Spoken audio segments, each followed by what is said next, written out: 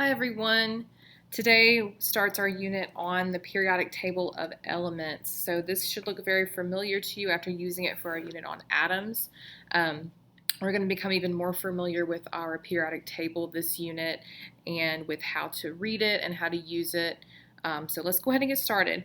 The first thing that I want to discuss with you are the three classes of elements. So that's what you're learning about today. So our three classes are metals, nonmetals, and metalloid. So very quickly, I want to talk about some characteristics of each one of our different classes.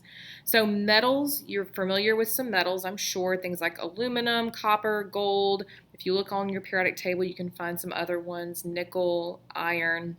Those would all be examples of metals. So if we think about some things that metals have in common, we know that metals are able to conduct heat very well. They're also able to conduct electricity very well. So we would consider metals to be good conductors of heat and electricity.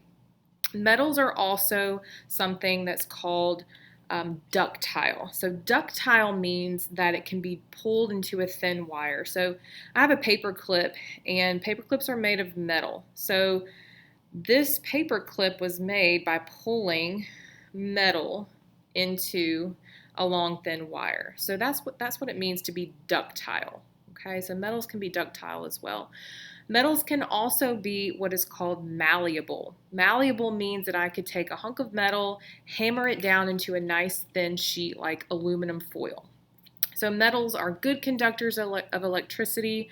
They are ductile. They can be pulled into a thin wire, and they are malleable, which means I can beat them down into a very thin sheet of metal, like aluminum foil. I think about malleable like I can take a mallet, like a big rubber hammer, and mash it down into a thin sheet.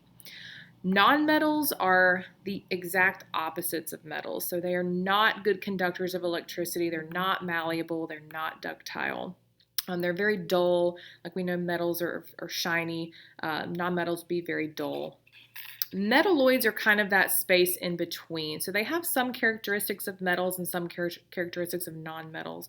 So metalloids, they're kind of just that happy medium between metals and nonmetals. Some metalloids are okay conductors. We call them semiconductors.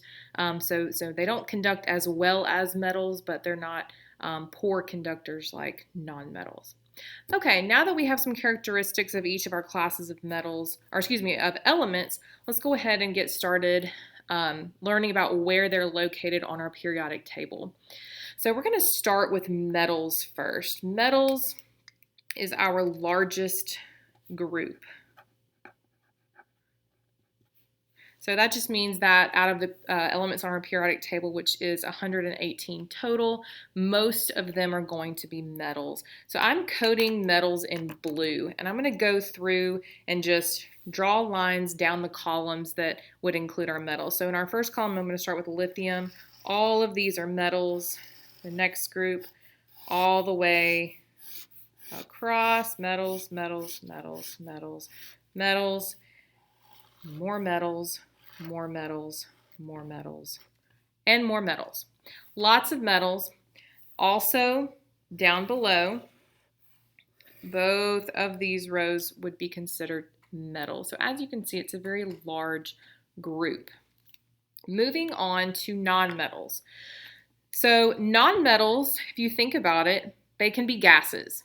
So you notice that I didn't highlight hydrogen as a metal. Hydrogen is a gas. So hydrogen would be considered a nonmetal.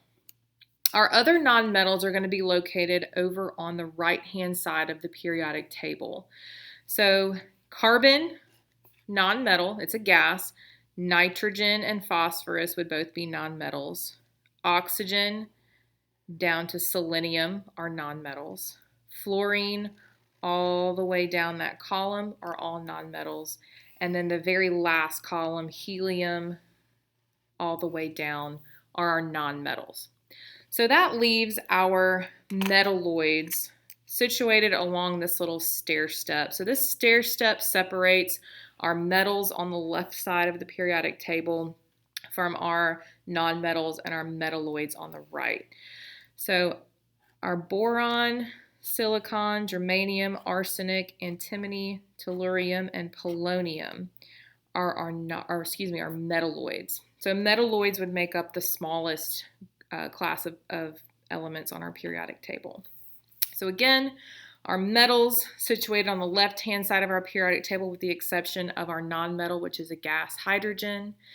Our nonmetals are situated over on the right-hand side of our periodic table with our metalloids making their way down that stair step as a barrier between our metals and our nonmetals.